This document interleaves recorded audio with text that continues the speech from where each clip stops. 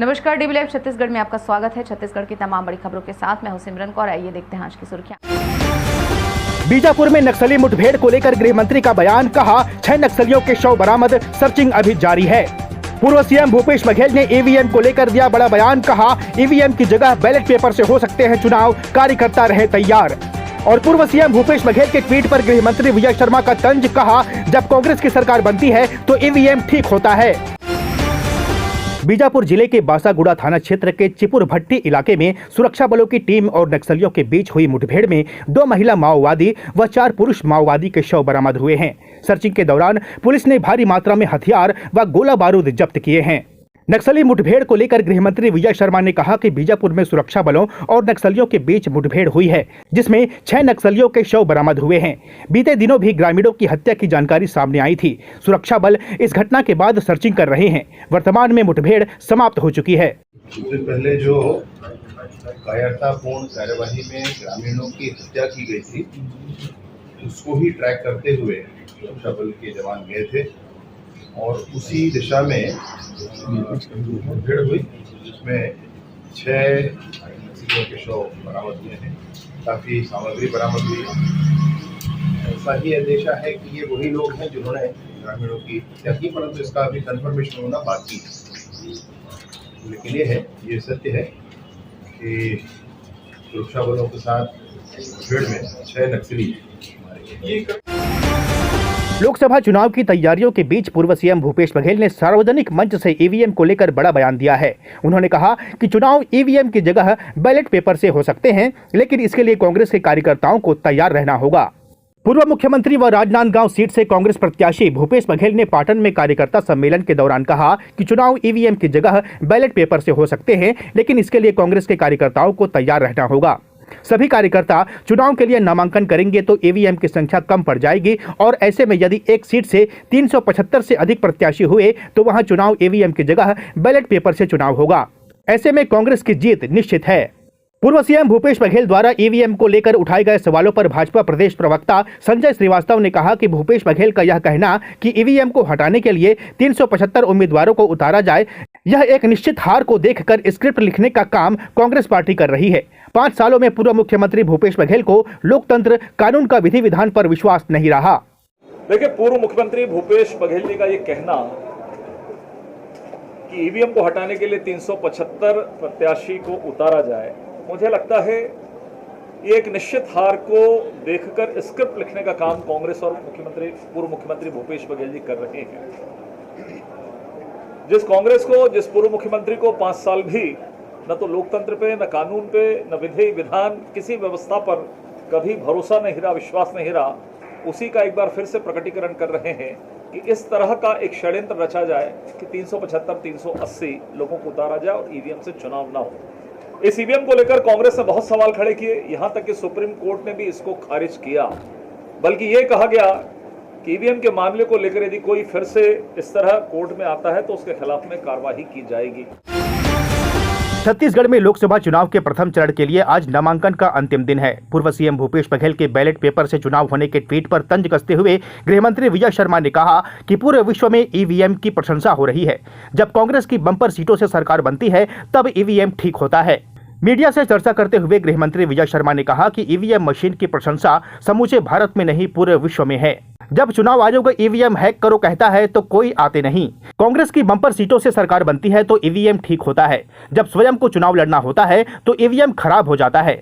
ऐसे दोहरे मापदंड से जनता को भ्रमित नहीं करना चाहिए। आप बताइए मुझे, ईवीएम मशीन की प्रशंसा समूचे विश्व में है, सिर्फ भारत में नहीं, समूचे विश्व में। ईवीएम मशीन को आप हैक करो ये कहकर इलेक्शन कमीशन सामने खड़े होता है तो कोई नहीं आते। और आपकी स्वयं की जब बड़ी बंपर सरकार बनती है तब भी ईवीएम ठीक होता है, और जब भी आपको चुनाव लड़ना होता है तब ईवीएम खराब हो जाता है। ऐसे दोहरे मापदंड नहीं होने चाहिए। ऐसे करके जनता को भ्रमित नहीं करना चाहिए। राजनीतिक क्षेत्र के कार्यकर्ता हैं, अच्छे कामों के लिए राजनीति करें, सिर्फ विरोध करना है इसलिए राजनीति नहीं करना चाहिए। कांग्रेस के प्रत्याशियों पर एफआईआर के मामले को लेकर उप मुख्यमंत्री विजय शर्मा ने कहा कि उनका चाहे शराब का मामला कह लें, कोयले का मामला कह लें, रेत खदान का मामला कह लें या फिर अन्य परिवहन का मामला कह लें, ये तो काजल की कोठरी जैसा हो गया है। उन्हें साफ सुथरा आदमी मिलेगा कहां से? कांग्रेस कहां से लाएंगे प्रत्याशी? कांग्रेस के अंदर का अंतर्कलह है। मीडिया के माध्यम से पता चलता है कि कांग्रेस में अनेक धड़ हो चुके हैं और सबको अपनी अपनी चिंता रह गई है। वो उनका मसला, तो चाहे वो आप शराब का मामला कह लें, चाहे आप कोयले का मामला कह लें, चाहे आप रेत खदानों का मामला कह लें, चाहे बहुत सारे परिवहनों का और आदि आदि विषयों को ले लें, काजल की कोठरी जैसे हो गई। भैया कैसे मैंने साफ सुथरे लोग लाएंगे कैसे? मैं तो ऐसी बात कह रहा हूँ, उनके पक्ष में बोल रहा हूँ। उनको साफ सुथरा आदमी मिलेगा कैसे जिसको चुनाव लड़ा सके? कांग्रेस की पूर्व मंत्री कवासी लखमा पर एफआईआर दर्ज होने पर प्रदेश में सियासी हलचल तेज हो गई है। एफआईआर दर्ज होने पर सफाई देते हुए कवासी लखमा ने कहा कि मैं सजा के लिए तैयार हूं, लेकिन प्रशासन और चुनाव आयोग को पहले मुझे नोटिस देना होगा, पूछताछ करनी होगी। मीडिया से चर्चा करते हुए पूर्व मंत्री व बस्तर लोकसभा सीट से कांग्रेस प्रत्याशी कवासी लखमा ने कहा कि सिर्फ शिकायत या समाचार रिपोर्ट के आधार पर कार्रवाई नहीं होनी चाहिए। प्रशासन और चुनाव आयोग को पहले मुझसे पूछताछ करनी होगी, उन्हें पहले मुझे नोटिस देना होगा। अगर वे मेरे जवाब से संतुष्ट नहीं हैं, तो उन्हें आगे की कार्रवाई करने की जरूरत है। उन्हें पहले मुझे नोटिस जारी करना होगा और मुझसे पूछताछ करनी होगी। अगर वे मेरे जवाब से संतुष्ट नहीं हैं, तो वे मुझे कोई भी सजा दे सकते हैं। मेरे को नोटिस देना है, जवाब पूछना है। जब जवाब में चुनाव आयोग संतुष्ट नहीं है, तब फिर मेरा कोई भी सजा दो, सजा के लिए तैयार है। लेकिन इस प्रकार ये डबल इंजन का सरकार देख के प्रशासन और चुनाव आयोग करेगा तो हम लोग लड़ेंगे फिर साथ में। फिर हमको चुनाव लड़ाने का काम चुनाव आयोग का पहले है, हमसे ज्यादा जिम्मेदारी उनका है। प्रतिपक्ष को भी लेके चलना है और दुनिया को भी लेके चलना है।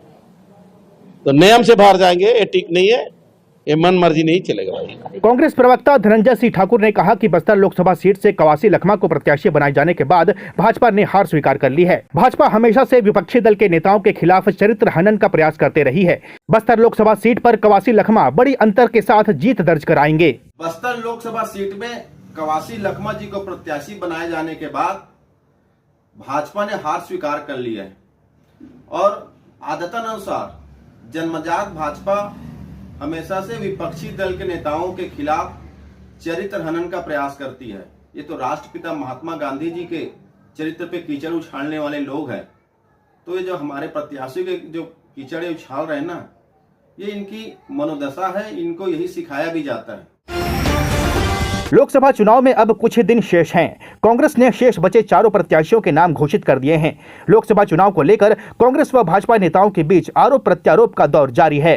कांग्रेस नेता शैलेश द्विवेदी ने कहा कि राजनांदगांव लोकसभा चुनाव के लिए प्रचार वीडियो जारी किया गया है, जिसमें धर्म, जाति, सांप्रदायिकता के नाम पर नफरत फैलाने की कोशिश की जा रही है। विधि विधायक के प्रमुख देवा देवांगन ने इसकी शिकायत निर्वाचन आयोग से की है। चुनाव अभी शुरू नहीं हुआ है और भारतीय जनता पार्टी नफरत फैलाने में जुट गई है। भाजपा द्वारा राजनांदगांव लोकसभा चुनाव के लिए जारी किए गए वीडियो में, प्रचार वीडियो में धर्म, जाति और संप्रदाय के आधार पर नफरत फैलाने की कोशिश की गई। इस वीडियो के पेन ड्राइव में पूरे वीडियो के साथ आज विधि विभाग के प्रमुख श्री देवा देवांगन ने शिकायत निर्वाचन आयोग में की है। हम लोग भी इस अवसर पर उपस्थित रहे। भारतीय जनता पार्टी अभी चुनाव शुरू नहीं हुआ है, लेकिन नफरत फैलाने के खेल में जुट गई है। इसे छत्तीसगढ़ के लोग बर्दाश्त नहीं करेंगे। निर्वाचन आयोग से कड़ी कार्यवाही की मांग हम लोगों ने की है। कांग्रेस संचार विभाग प्रमुख सुशील आनंद शुक्ला ने कहा कि कांग्रेस के मजबूत उम्मीदवारों को देखकर भाजपा घबराई और डरी हुई है। लगातार षड्यंत्र किए जा रहे हैं। इससे पहले भी भारतीय जनता पार्टी ने कांग्रेस के प्रत्याशियों के ऊपर कई प्रकार के मनगढ़ंत आरोप लगाए हैं। कांग्रेस के मजबूत उम्मीदवारों को देख के भारतीय जनता पार्टी घबराई हुई है और डरी हुई है। लगातार षड्यंत्र किया जा रहा है। इसके पहले भी कांग्रेस के उम्मीदवारों के खिलाफ भारतीय जनता पार्टी ने बहुत सारे क्रिएटिव जारी किए थे, जिसमें तमाम तरीके के मनगढ़ंत आरोप लगाए गए थे उनकी छवि खराब करने के लिए।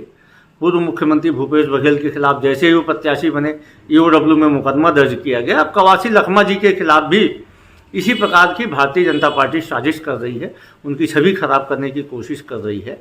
झीरम मामले में तो एनआईए जांच कर चुकी है और इसके अलावा न्यायिक जांच आयोग ने जांच किया है और उसके बाद कांग्रेस का प्रत्याशी बनने के बाद श्री कवासी लखमा के ऊपर आरोप लगाया जाना सीधे सीधे शरारतपूर्ण आरोप है। कांग्रेस पार्टी इसकी कड़ी निंदा करती है और ऐसे आरोपों से कांग्रेस विचलित होने वाली नहीं है। इस बुलेटिन में फिलहाल इतना ही। बने रहिए DV लाइव छत्तीसगढ़ के साथ। नमस्कार।